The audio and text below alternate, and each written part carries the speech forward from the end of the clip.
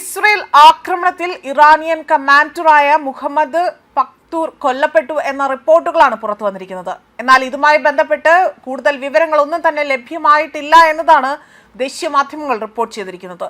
ഈ ആക്രമണം ഇറാനിൽ നടന്ന ഇസ്രായേൽ സംയുക്ത ആക്രമണത്തിൽ ഇറാനിയൻ പരമോന്നത നേതാവ് ആയത്തുള്ള അലി ഖൊമൈനിയും പ്രസിഡന്റ് മസൂദ് പെസൻഷ്കിയനെയും ലക്ഷ്യമിട്ടതായി തന്നെ ഒരു മുതിർന്ന ഇസ്രായേലി ഉദ്യോഗസ്ഥൻ വ്യക്തമാക്കിയിരിക്കുകയാണ്. ഇറാനിലെ ഏറ്റവും ശക്തമായ വ്യക്തികളിൽ ഒരാളായ പക്തൂർ ആകട്ടെ 260 ദിവസം മാത്രമാണ് IRGC കമാൻഡറായി തന്നെ സേവനം അനുഷ്ഠിച്ചത്.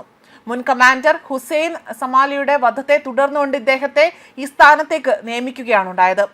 ഇസ്രയേലിനും US-നും എന്തെങ്കിലും തരത്തിൽ തെറ്റായ കണക്കുകൂട്ടലുകൾ ഉണ്ടെങ്കിൽ അത് ഒഴിവാക്കണമെന്ന് ജനുവരിയിൽ ഒരു പ്രസ്താവനയിലൂടെ തന്നെ ഇദ്ദേഹം മുന്നറിയിപ്പ് നൽകിയിരുന്നു. ഇസ്ലാമിക് റിപ്പബ്ലിക് എക്കാലത്തെയും കൂടുതൽ സജ്ജമായി തന്നെ നിൽക്കുന്നതായും അവിടെ അത് നിലനിൽക്കുന്നതായും ഇദ്ദേഹം എടുത്തു പറയുകയും ചെയ്തതാണ്. ഇറാനിയൻ പ്രക്ഷോഭകരുടെ കൂട്ടക്കൊലയ്ക്ക് ഉത്തരവാദികളായവരെ ഇല്ലാതാക്കുന്നതാണ് ആ ഒരു സൈനിക നടപടികളെന്നും ഈ ഉദ്യോഗസ്ഥൻ വ്യക്തമാക്കുകയും ചെയ്തിരുന്നു. ഖൊമേനിയുടെ കൊട്ടാരം പൂർണ്ണമായും തന്നെ തകർത്തതായി ചാനൽ ഇവിടെ വ്യക്തമാക്കുന്നുണ്ട്. അതായത് ഈ ആക്രമണത്തിൽ ഖൊമേനിയുടെ കൊട്ടാരം പൂർണ്ണമായും തന്നെ തകർത്ത് തരിപ്പണമാക്കുകയാണ് ചെയ്തിരിക്കുന്നത്. അതേപോലെ ഖൊമേനി അവിടെ ഉണ്ടായിരുന്നു എന്നത് ഇതുവരെയും വ്യക്തമായ ഒരു റിപ്പോർട്ട് പുറത്തു വന്നിട്ടില്ല. എന്നാലും അദ്ദേഹം സുരക്ഷിതമായ ഒരു താവളത്തിനുള്ളിൽ ഒളിച്ചിരിക്കുന്നതായി തന്നെയാണ് ഇപ്പോഴും വൃത്തങ്ങൾ സൂചിപ്പിക്കുന്നത്. ആക്രമണത്തിൽ ഇറാനിലെ എല്ലാ പ്രധാന നേതാക്കളെയും ലക്ഷ്യമിട്ട് തന്നെയാണ് ഈ ആക്രമണം നടത്തിയിരിക്കുന്നതെന്നും റിപ്പോർട്ടുകൾ സൂചിപ്പിക്കുന്നു. അതേസമയം ഇസ്രായേലിനെ ലക്ഷ്യമിട്ട് ഡ്രോണുകളുടെയും മിസൈലുകളുടെയും ഒരു തരംഗം തന്നെയാണ് ഇവിടെ ഇറാൻ വിക്ഷേപിച്ചിരിക്കുന്നത്. മാത്രമല്ല UAE-യിലെയും അബുദാബിയിലെയും ബഹ്റിനിലെയും ഖത്തറിലെയും ഒക്കെ തന്നെ US സൈനിക താവളങ്ങൾക്ക് നേരെ ഇറാൻ വലിയ രീതിയിൽ മിസൈൽ ആക്രമണം നടത്തിക്കൊണ്ടേയിരിക്കുകയാണ്. മാത്രമല്ല ഇസ്രയേലിൽ ഇത്തരത്തിൽ താമസിക്കുന്ന ഇന്ത്യൻ പൗരന്മാരടക്കം കൂടുതലായി തന്നെ ജാഗ്രത പാലിക്കണമെന്ന് തന്നെയാണ് ഇന്ത്യ മുന്നറിയിപ്പ് നൽകിയിരിക്കുന്നത്. മാത്രമല്ല ഈ ഗൾഫ് രാജ്യങ്ങളിൽ കഴിയുന്ന എല്ലാ വ്യക്തികളും എല്ലാ പൗരന്മാരും അവരവരുടെ സുരക്ഷിതമായ താവളങ്ങളിൽ സുരക്ഷിതമായ ഷെൽട്ടറുകൾക്കുള്ളിൽ തന്നെ കഴിയണമെന്നും ഈ മുന്നറിയിപ്പിൽ തന്നെ വ്യക്തമാക്കിയിരിക്കുന്നുണ്ട്.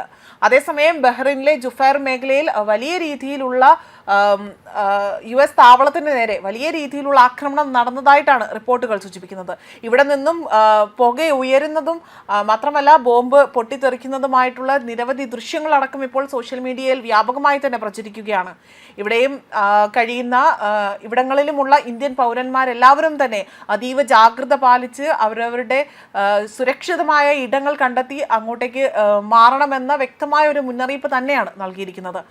അതേസമയം ആണവ ചർച്ചയെ ചൊല്ലി സംഘർഷം രൂക്ഷമായിരിക്കുന്നതിനെ US സഹായത്തോടെ ഇസ്രയേൽ ഇറാന്റെ തലസ്ഥാനത്ത് ആക്രമണം നടത്തുകയും ചെയ്തു. ആക്രമണത്തിന് പിന്നാലെ തന്നെ ഇറാൻ തിരിച്ചടിക്കുകയും ഇസ്രയേലിന് നേരെ ഇറാൻ മിസൈലുകൾ വിക്ഷേപിച്ചതായും തന്നെ ഇവിടെ ഇസ്രയേൽ സൈന്യം വ്യക്തമാക്കുന്നുണ്ട്.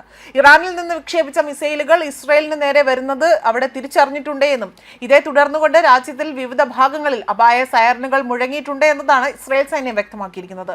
ഗൾഫ് രാജ്യങ്ങളിലെ US സൈനിക താവളങ്ങൾക്ക് നേരെ ആക്രമണമുണ്ടായി. അബുദാബിയിൽ ഇറാന്റെ മിസൈൽ ആക്രമണത്തിൽ ഒരാൾ കൊല്ലപ്പെട്ടതായി തന്നെ ഔദ്യോഗിക വാർത്താ ഏജൻസികൾ റിപ്പോർട്ട് ചെയ്തിട്ടുണ്ട്. ഇറാന്റെ പരമോന്നത നേതാവ് ആയത്തുള്ള അലി ഖൊമേനിയുടെ ഓഫീസിന് സമീപമാണ് ആദ്യ ആക്രമണം നടന്നത്. എന്നാൽ ഇതുവരെയും ഖൊമേനി എവിടെയാണ്, അദ്ദേഹം അപകടത്തിൽ പെട്ടിട്ടുണ്ടോ അല്ലെങ്കിൽ അദ്ദേഹം മറ്റു സുരക്ഷിതമായ ഒരു താവളത്തിലേക്ക് മാറിയിട്ടുണ്ടോ എന്നതെല്ലാം തന്നെ ഇപ്പോൾ പരിശോധനയിൽ പരിശോധിച്ചു വരികയാണ് എന്നതാണ് ഉന്നത ഉദ്യോഗസ്ഥർ വ്യക്തമാക്കുന്നത്.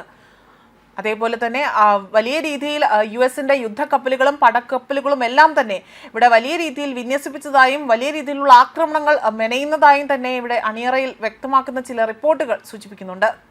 ന്യൂസ് ഡെസ്ക് കർമ്മ ന്യൂസ്.